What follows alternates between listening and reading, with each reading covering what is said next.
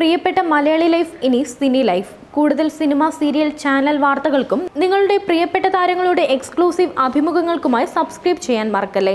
കേരളത്തിൽ വേനൽ കടുത്തതോടെ വഴിവക്കുകളിൽ ശീതളപാനീയ വിൽപ്പന തകൃതിയായി നടന്നുവരികയാണ്. ആവശ്യമനുസരിച്ചുള്ള ജ്യൂസുകളെല്ലാം സിറപ്പ് രൂപത്തിൽ ഇത്തരം കടകളിൽ കാണും. എന്നാൽ ഇങ്ങനെ വഴിവക്കിലെ കടകളിൽ നിന്നും വാങ്ങിക്കുടിക്കുന്നവ ഒട്ടും സുരക്ഷിതമല്ല.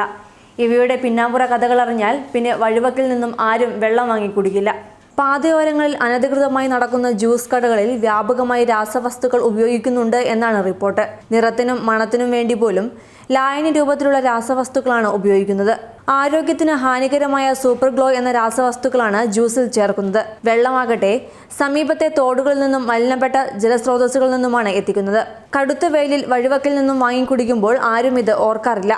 അടുത്ത കാലം വരെ മധുരവും രുചിയും കൂട്ടാൻ സാക്രിൻ, ഡെൽസിൻ എന്നീ രാസവസ്തുക്കളാണ് ഉപയോഗിച്ചിരുന്നത്. മത്സ്യങ്ങൾക്ക് വേണ്ടി ഉപയോഗിക്കുന്ന ഐസും ശീതളപാനീയങ്ങളിൽ വ്യാപകമായി ഉപയോഗിക്കുന്നുണ്ട്. യുവാക്കളെ കൂടുതലായി ആകർഷിക്കാൻ രുചിക്കും മണത്തിനു വേണ്ടിയാണ് ഇത്തരത്തിലുള്ള വസ്തുക്കൾ ചേർക്കുന്നത്. ജ്യൂസുകൾക്ക് മാത്രമല്ല, കരിമ്പിൻ ഷേക്കിനും ജ്യൂസിലുമെല്ലാം മാരക വിഷമാണ് ഉള്ളത്.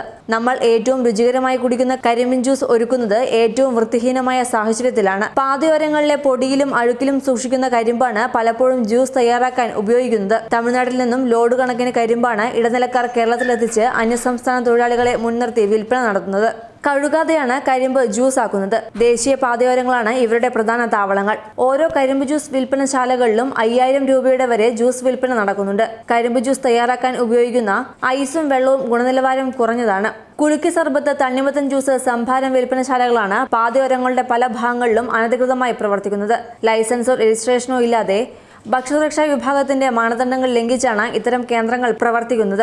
കുട്ടികൾക്ക് ഒരു കാരണവശാലും ഇവയൊന്നും വാങ്ങി നൽകരുതെന്നാണ് ബന്ധപ്പെട്ടവർ പറയുന്നത്. ദാഹിച്ചാൽ ജ്യൂസിന്റെ അത്ര പോലും വിലയില്ലാത്ത നല്ല ബ്രാൻഡ് മിനറൽ വാട്ടർ വാങ്ങി കുടിക്കുന്നതാണ് ഉചിതം. News desk, Sini life.